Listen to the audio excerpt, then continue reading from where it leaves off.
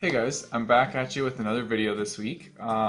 Today I'm sitting in front of my other bookshelf so that I can give it some love because I feel like I haven't been over here enough. I also have my little Thor hammer here. So last week I asked you guys to submit some questions and I would answer them on the video this week. So it's kind of like a little book blogger QA session. And yeah, so I have some questions from a bunch of different people and I chose 7 of them to go through because I didn't want to keep this video going on and on, so I'll just do 7. So this question was to choose the top 3 books that you would recommend to a friend. It was really hard. I had to go through all my books and look at my bookshelf and just kind of think which 3 would be the best that I would give to my friend or recommend to my friend to read, because I've read a lot of good ones, so I didn't know what to choose, but I finally narrowed it down to 3. If anybody knows me, they'll know that my primary top choice is Red Rising by Pierce Brown.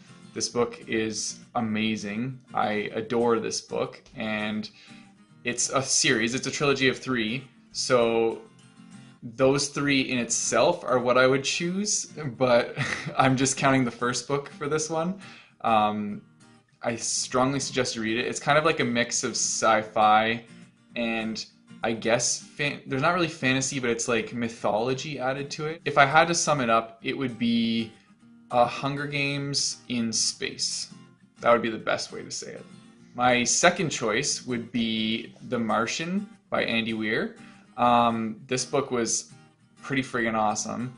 It was my first kind of science-y book that I read. It has a lot of science and math in it, and if anybody also knows me, I'm awful at math, but this book made it interesting to read.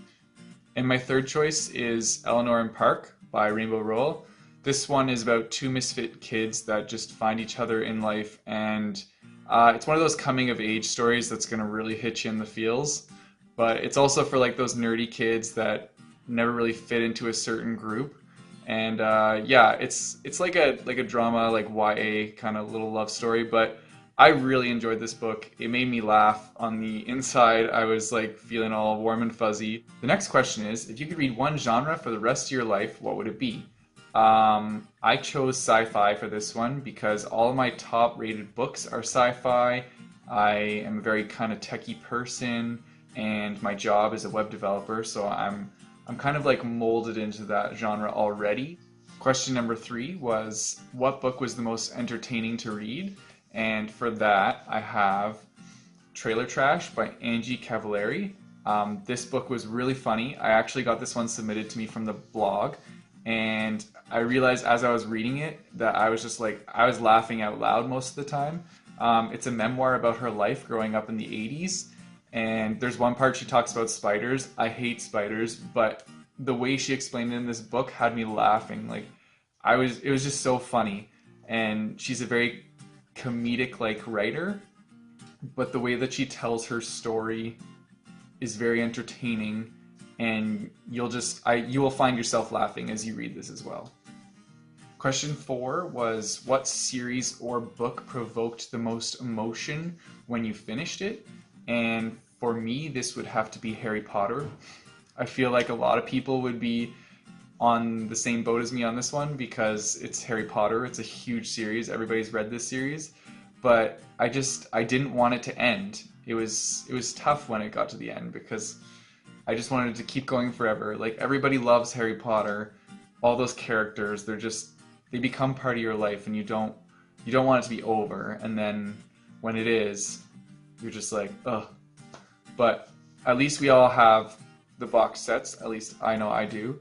And we can let that story live on for generations to come. Question 5 was, have you ever thought of writing your own book? Yes, I have, but I don't think that I would be able to do it based upon the fact that I don't think I would be able to get all the words in my head down on paper and into a good plot. I feel like it's good in my mind, but then as soon as I go to write it out, it just gets lost on me. I would need somebody else to actually transcribe my thoughts and put it into paper and put it into a plot to get out into the world. I feel like that's the only way I would be able to write a book, is if somebody else took the thoughts in my head and wrote it for me. Not trying to be lazy, I just don't think I'm capable of doing it myself, because I'm imaginative at times, but I'm more imaginative when someone else writes something and I have to picture it in my brain, but then when I actually have to come up with the different worlds or things like that, that's when I need the help. So I would say I probably could not write a book. Question 6 was, if you could choose a fictional world to live in, what would you choose? And for me, I thought it was pretty easy. I chose Middle Earth because they have elves, they have talking trees, they have the Shire, they have dwarves, they got badass battles, and the best part, they have second breakfast. Need I say more? And the last question was, of everything you've read, what character is most like you? And for me, I chose Ron Weasley because we're both tall, we're both redheads, and we can be silly at times, but we mean well in what we're doing. We just don't always portray it that way, and it comes off kind of dumb, but we do our best. So I guess the word is dopish. We can be dopish sometimes, but yeah, so that's who I would relate with the most. It took a while to think of it, but there's so many characters and there's so many books, it's hard to choose, really. And yeah, that's it for this video, guys.